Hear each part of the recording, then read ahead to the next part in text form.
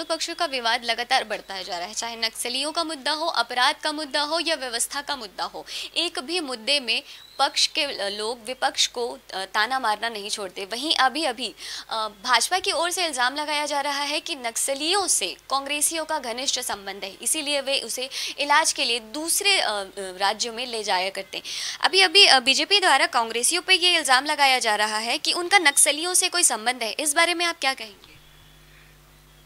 अगर आप देखेंगे तो बस्तर में नक्सली जितने लोगों की हत्या करते हैं या जिनको मारते हैं वो या तो बीजेपी के लोग होते हैं या वो आम नागरिक होते हैं। और अभी जो घटना सामने आई कि कांग्रेस के एक नेता नक्सली को दूसरे राज्य में इलाज करवाने ले गया, इससे ये बात साबित होती है कि कहीं ना कहीं सरकार के संरक्षण में, कांग्रेस के संरक्षण में नक्सलियों को पनाह दी जा रही है और ग्रामीण मारे जा रहे हैं, राजनीतिक लोग मारे जा रहे हैं, परंतु कांग्रेस को इसकी कोई चिंता नहीं है। और हम तो इस बात की मांग करेंगे कि किसी इंडिपेंडेंट एजेंसी से इसकी जांच करवाई जानी चाहिए कि सरकार में बैठे हुए लोगों का नक्सलवादियों से क्या संबंध है। आदिवासी आरक्षण के मुद्दे को लेकर कांग्रेसियों का कहना है कि बीजेपी ने सही तरह से रिपोर्ट कोर्ट में पेश नहीं की, जिस वजह से इस तरह का फैसला आया। इस विषय पे आप क्या कहेंगे? सरकार कांग्रेस की है और एक दिन नहीं 4 साल से है। कांग्रेस की सरकार अपने वकीलों को, सरकार के वकील खड़े हो रहे हैं, तो ये सरकार तो उल्टा चोर कोतवाल को डांटे। अपनी गलती को छुपाने के लिए अगर हाई कोर्ट में ठीक तरीके से पैरवी करते तो भारतीय जनता पार्टी के 12 साल के शासनकाल में, 15 साल के शासनकाल में जब आरक्षण के ऊपर में कोई निर्णय नहीं हुआ और वो लगातार लागू रहा, तो अब क्यों लागू नहीं है इसके लिए। और आरक्षण के मुद्दे पर स्टे लेने के लिए जो व्यक्ति हाईकोर्ट गया वो किस पार्टी से जुड़ा हुआ है? कांग्रेस पार्टी ने उनको एक आयोग का अध्यक्ष बनाया है। तो कांग्रेस लगातार झूठ और असत्य का सहारा ले रही है। कांग्रेस से कोई वर्ग खुश नहीं है, चाहे वो हमारा अनुसूचित जनजाति का वर्ग हो, अनुसूचित जाति का वर्ग हो, पिछड़ा वर्ग हो, चाहे सामान्य वर्ग हो। केंद्र की सरकार ने 10% आर्थिक रूप से कमजोर जो सवर्ण हैं उनको आरक्षण दिया है, वो छत्तीसगढ़ में लागू ही नहीं है। छत्तीसगढ़ में आज तक उसके लिए कोई काम नहीं हुआ है।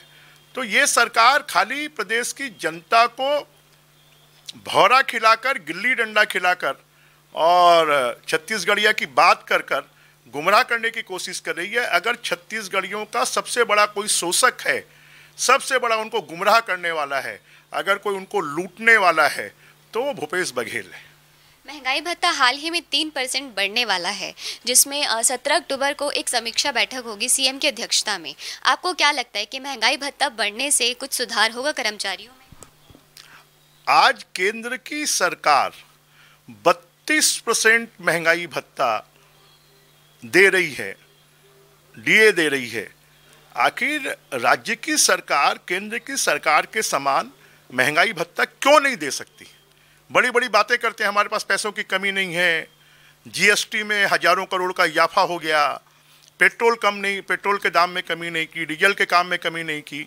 तो आज की आवश्यकता है कि केंद्र के सरकार के अनुसार राज्य के कर्मचारियों को भी महंगाई भत्ता और घर का भत्ता मिलना चाहिए। और ये सरकार पूरी तरह दिवालिया और कंगाल हो गई है। मुख्यमंत्री जी खाली अपने सिफुगों के लिए पैसा खर्चा कर रहे हैं, जो जनता के लिए सड़कों में गड्ढे हैं, सड़कों का निर्माण नहीं हो रहा। कुछ जिले तो टापू बन गए हैं और आने वाले समय में जनता इन गड्ढों में कांग्रेस को डुबोएगी। दलदल शिवनी में कुछ युवतियां अपना जन्मदिन मनाकर आ रही थी, तो उन्हें कुछ लोगों ने परेशान किया, दौड़ाया, चाकू से हमला भी किया। वहीं अभी महादेव ऐप के जरिए साइबर क्राइम बढ़ रहा है। तो अपराध के मामले में आप राज्य सरकार से कुछ कहना चाहते हैं? अब अपराध के संरक्षण दाता ही अगर सत्ता में बैठे हुए हैं तो फिर अपराध को रोकेगा कौन? अगर पुलिस के अधिकारियों की नियुक्ति पैसे के आधार पर होगी तो वो जनता के लिए काम करेगा कि पैसा कमाने के लिए काम करेगा? और जब प्रदेश का छोटे हर स्तर का अधिकारी अपनी नियुक्ति पैसे के दम पर करवाएगा तो फिर वो जनता की सेवा नहीं करेगा, वो भी पैसा कमाने के लिए काम करेगा। और इसलिए सरकार छत्तीसगढ़ में तो कोई भी सुरक्षित नहीं है। बच्चियां, लड़कियां सुरक्षित नहीं है, महिलाएं सुरक्षित नहीं है, नौजवान सुरक्षित नहीं है, यहाँ के किसान सुरक्षित नहीं है। नौजवान सुसाइड करने के लिए मजबूर हो रहे हैं। जगह मतलब रायपुर में तो और आसपास के शहरों में ऐसी स्थिति है।